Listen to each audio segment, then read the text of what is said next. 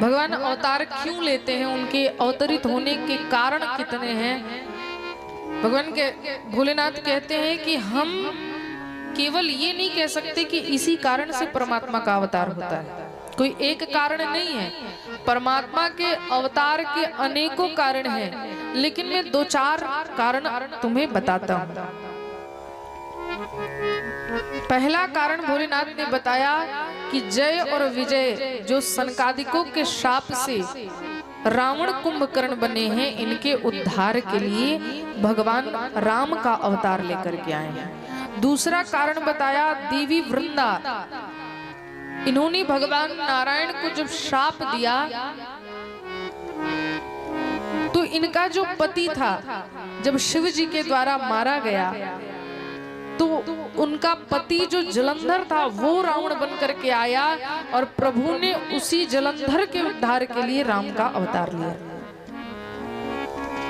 इसके बाद गिनाया तीसरा कारण, नारद जी ने भगवान को शाप दिया था मानव बनकर के इस धरती पर आने का, इस कारण से भगवान को मनुष्य रूप में आना पड़ा। और पांचवा कारण बताया प्रताप भानु का। प्रताप भानु राजा था, उसको शाप मिला रावण बनने का, राक्षस बनने का, ब्राह्मणों ने शाप दिया और वही प्रताप भानु रावण बन करके आया और भगवान इसके भी उद्धार के लिए राम का अवतार, मनुष्य का अवतार लेकर के आए। रावण के अवतार के अनेकों हेतु गिना दिए और भगवान भोलेनाथ ने कहा, बड़े ध्यान से सुनना देवी, जिनके यह आचरण भवानी ते जानहु निश्चर सब प्राणी। रावण किसी व्यक्ति विशेष का ही नाम नहीं है, जो भी समाज में ऐसे ऐसे दुर्गुण जिसके भीतर होते हैं वो सारे प्राणी भी राक्षस रावण कहे जाते हैं। रावण के अवतार की कथा पहले बताई है, राम के अवतार की बाद में होगी। और भगवान की एक और कारण है अवतार का, मनु और शत्रुपा जिन्होंने लाखों वर्षों तक तप किया, हजारों वर्षों तक जब तप किया है भगवान को पुत्र रूप में पाने का, तो भगवान इनके लिए भी मनुष्य बन करके आए हैं। पहला कारण गिनाया जय विजय। ये जय विजय कौन है, आप सबने कथा सुनी भी होगी। एक बार की बात है, सनक सनंदन सनातन सनत कुमार चारों भाई भगवान लक्ष्मी नारायण के दर्शन के लिए वैकुंठ गए। ये ब्रह्मा जी के प्रथम पुत्र हैं, सनकादिक इनका नाम है। ये चारों भाई जब वैकुंठ में गए भगवान के दर्शन के लिए, तो वहां पर भगवान के दो पार्षद थे, जय और विजय जिनका नाम था। इन्होंने भगवत दर्शन के लिए इन संतों को रोक दिया, अंदर नहीं जाने दिया। तब इन सनकादिकों ने इन दोनों द्वारपालों को शाप दे दिया, हो तो तुम लक्ष्मी पति के दूत, लेकिन तुम्हारे भीतर भगवान और संतों के लिए सम्मान नहीं है, इसलिए जाओ मैं तुम्हें श्राप देता हूँ, तुम्हारी जैसी प्रवृत्ति है, जाओ तुम 3 जन्म तक राक्षस बनोगे। और यही भगवान के पार्षद, ये भगवान के जो द्वारपाल थे, यही 3 जन्म तक धरती पर आकर के इनको राक्षस बनना पड़ा। पहला जन्म इनका हिरण्यकशिपु हिरण्याक्ष के रूप में हुआ, दूसरा अवतार इनका रावण और कुंभकर्ण के रूप में हुआ, तीसरा अवतार इनका शिशुपाल और दंतवक्र के रूप में हुआ। भगवान ने सुना, भगवान ने कहा तुम इसी के पात्र थे। शाप तो अब ब्राह्मणों का है, विफल तो होगा नहीं, संत का शाप है, लेकिन ठीक है, तुम यदि क्षमा याचना मांगते हो तो मैं तुम्हें तुम्हारे उद्धार के लिए मैं भी अवतार लूंगा। तो मानो यह भी कारण था भगवान के अवतार का। ये जय विजय रावण कुंभकर्ण बने। दूसरा, देवी वृंदा ने जो भगवान को शाप दिया था, इनके पति को जो भगवान भोलेनाथ ने मार दिया, भगवान नारायण इसके पातिव्रत धर्म को भंग करने के लिए आए। शिव पुराण में बड़ी विशेष रूप से इसकी कथा है, आप सभी जानते भी होंगे, सुने होंगे कथा। ये जो जलंधर था धर्म के आड़ में अधर्म करता था। ये करता क्या था, इसकी जो पत्नी थी वृंदा, वो पातिव्रत धर्म में इतना निपुण थी कि कोई इसके पति का कुछ बिगाड़ नहीं पाता था। भगवान भी इसका कुछ नहीं कर पाते थे।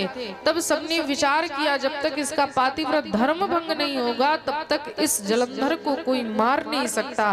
तब भगवान नारायण ने वृंदा का पातिव्रत धर्म भंग किया है, तब इधर भोलेनाथ जलंधर को मार पाए हैं।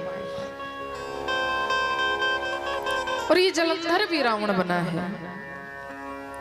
इसके पश्चात तीसरा कारण नारद जी ने भगवान को शाप दिया था मनुष्य बनने का। इस बात को जैसे ही मां पार्वती ने सुना तुरंत रुक गई। प्रभु थोड़ा ठहरो और इस कथा को मुझे विस्तार से सुनाओ, क्योंकि नारद जी जो है ना मां पार्वती के गुरु हैं, गुरु मानती हैं इनको। और मां पार्वती ने प्रश्न किया, प्रभु यह बताइए कि भगवान से ऐसा कौन सा अपराध हुआ जो मेरे गुरुजी ने प्रभु को, परमात्मा को ही शाप दे दिया। अच्छा, इस बात से सिद्ध होता है कि मां पार्वती के हृदय में कितनी गुरु निष्ठा होगी।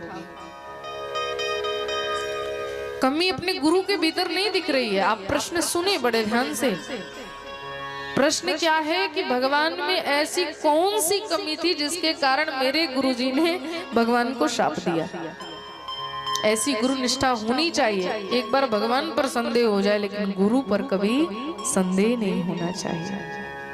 इस कथा को विस्तार से सुनाइए। अब मां पार्वती ने विस्तार से पूछा है तो हमें भी थोड़ी सी इस कथा पर चर्चा कर लेनी चाहिए। कथा प्रारंभ हो रही है नारद जी की। एक बार की बात है, नारद जी महाराज हिमालय पर्वत पर आए। वहां का सुंदर सुरम्य वातावरण देखा। एक सुंदर आश्रम बना हुआ था, फूलों के बागीचे थे, सुंदर पशु पक्षी धीरे धीरे कलरव कर रहे थे। माँ गंगा कल कल कल कल कर प्रवाहित हो रही थी धारा। वहां जब नारद जी गए तो इन्होंने सोचा कि भगवान के ध्यान का सबसे उत्तम स्थान यही है, यहाँ बैठ करके भगवान का ध्यान कर लेना चाहिए। बड़े ध्यान से सभी सुनेंगे।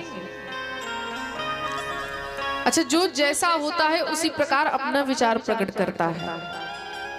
अब संत आए यहाँ पर तो इस स्थान को देखा तो सोचा कि ये साधना का बहुत उत्तम स्थान है। लेकिन इसी जगह कोई व्यापारी आया होता तो वो सोचता इतना सारा फूल है तो यहाँ पर यदि फूलों का व्यापार कर लिया जाए, यहाँ से पुष्प लेकर के जाएंगे तो कितनी बिक्री होगी। कोई कामी होता तो काम भावना के लिए सोचता, तो जिसके जैसे भावना होता उसी प्रकार वह सोचता। अच्छा, मुझे एक बड़ी अच्छी बात याद आ रही है, आप सबने भी सुनी होगी। जिसकी जैसी भावना होती है वो उसी प्रकार से सोचता है। एक बार की बात है, दो